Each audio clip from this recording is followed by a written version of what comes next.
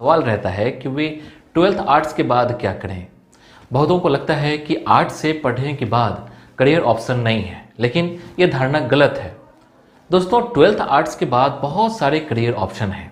आप आगे की पढ़ाई जारी रख सकते हैं, जैसे ऑनर्स कर सकते हैं या डिप्लोमा कर सकते हैं, या फिर कॉम्पिटिटिव एग्जाम देकर गवर्नमेंट जॉब ले सकते हैं।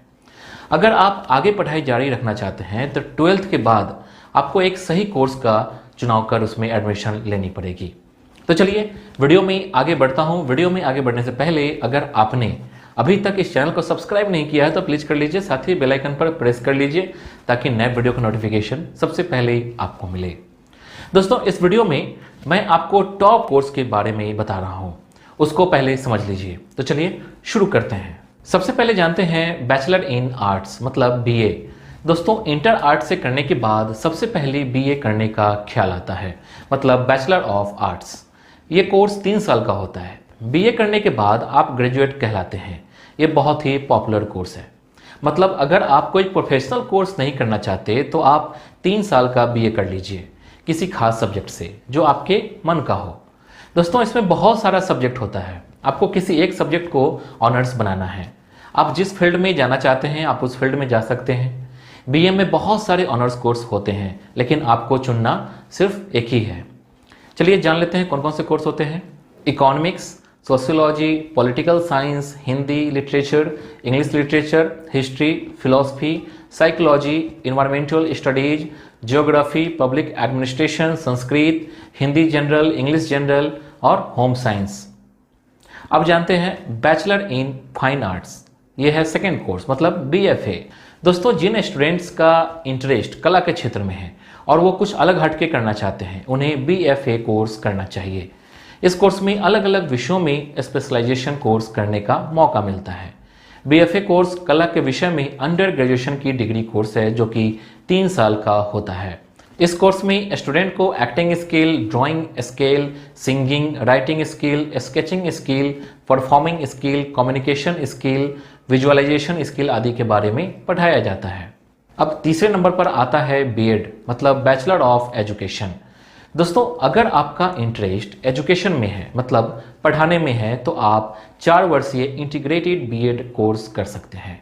ये कोर्स 12th के बाद किया जाता है। वैसे बहुत से स्टूडेंट ग्रेजुएशन के बाद 2 साल का BEd कोर्स करते हैं, लेकिन अगर आप 12th के बाद ये कोर्स करते हैं तो आपका 1 साल बच जाएगा। दोस्तों, इसमें एडमिशन लेने के लिए मई या जून के महीने में एंट्रेंस एग्जाम लिया जाता है। चौथे नंबर पर है बैचलर ऑफ बिजनेस एडमिनिस्ट्रेशन मतलब BBA। दोस्तों, अगर आप मल्टीनेशनल कंपनी में जॉब करना चाहते हैं या खुद का बिजनेस में बड़ा नाम बनाना चाहते हैं तो आपको BBA करना चाहिए। BBA का फुल फॉर्म होता है बैचलर ऑफ बिजनेस एडमिनिस्ट्रेशन। ये कोर्स 3 साल का होता है। BBA करने के बाद आप MBA भी कर सकते हैं।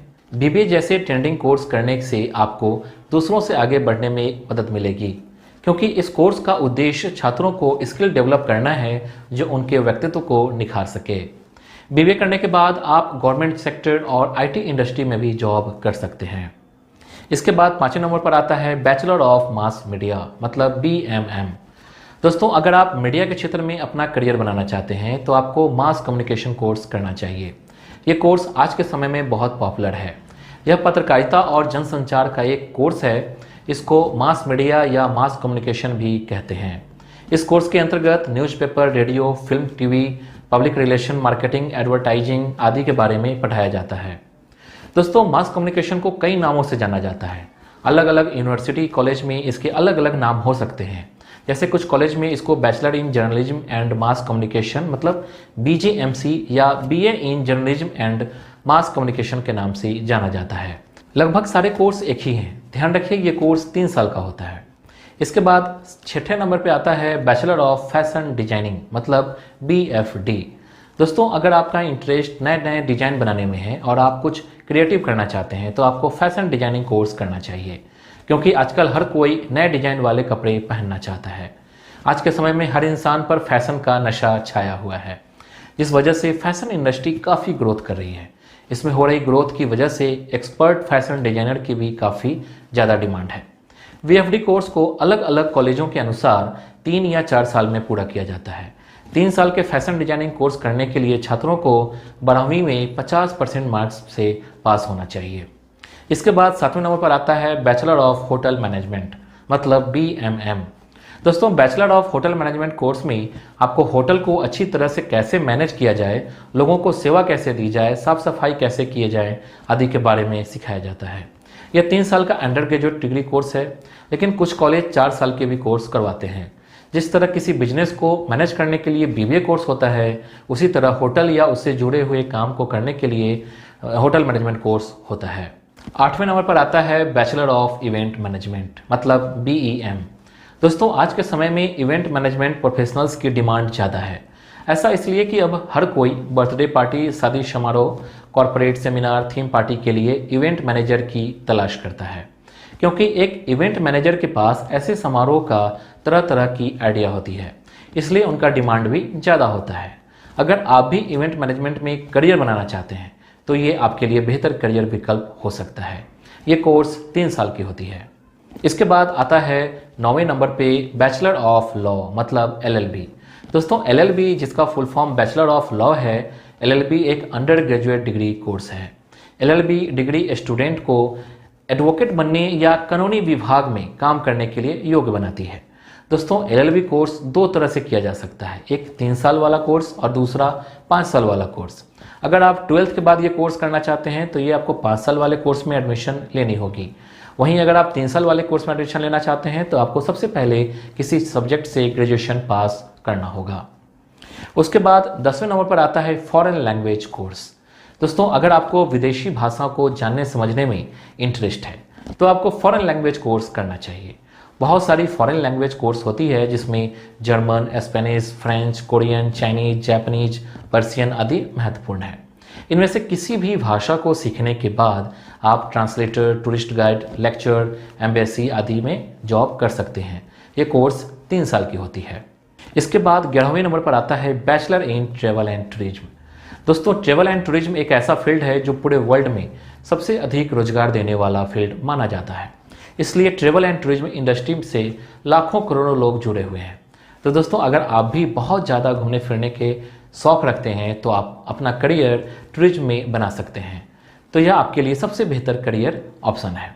ट्रैवल एंड टूरिज्म एक बेहतरीन कोर्स माना जाता है और इसमें कई प्रकार के कोर्स होते हैं। इसमें 3 महीने से लेकर 3 साल तक के कोर्स किए जा सकते हैं। अगर आप 12th पास हैं तो आप ये कोर्स कर सकते हैं। इसके बाद आता है 12वें नंबर पर गवर्नमेंट जॉब। दोस्तों, 12th के बाद अगर आप कोई कोर्स नहीं करना चाहते तो आप गवर्नमेंट जॉब की तैयारी या एग्ज़ाम दे सकते हैं। 12th के बाद भी आप बहुत सारी सरकारी नौकरियां हैं जिसे आप पा सकते हैं। आइए जानते हैं वे कौन कौन सी गवर्नमेंट जॉब है। आप SSC द्वारा आयोजित 12th बेस पर CHSL एग्ज़ाम दे सकते हैं या फिर SSC MTS एग्ज़ाम दे सकते हैं। हालांकि SSC MTS एग्ज़ाम 10th के बाद दे सकते हैं या फिर SSC द्वारा आयोजित स्टेनोग्राफर ग्रेड C और ग्रेड D एग्ज़ाम भी दे सकते हैं। साथ ही फॉरेस्ट गार्ड आदि एग्ज़ाम भी दे सकते हैं। तो दोस्तों, ये था 12th आर्ट्स के बाद क्या करें का वीडियो। उम्मीद करता हूँ कि ये वीडियो आपको पसंद आई होगी। अगर आप जो कोर्स करना चाहते हैं और ये कोर्स इसमें शामिल नहीं है तो परेशान होने की ज़रूरत नहीं है, क्योंकि 12th आर्ट्स के बाद बहुत सारे ऐसे कोर्स हैं जिनको शामिल नहीं किया जा सका है। लेकिन फिर भी मैंने आपको टॉप कोर्सेज के नाम बता दिए हैं। आपको नेक्स्ट वीडियो किस टॉपिक पर चाहिए आप हमें कमेंट कर बता सकते हैं। Thank you.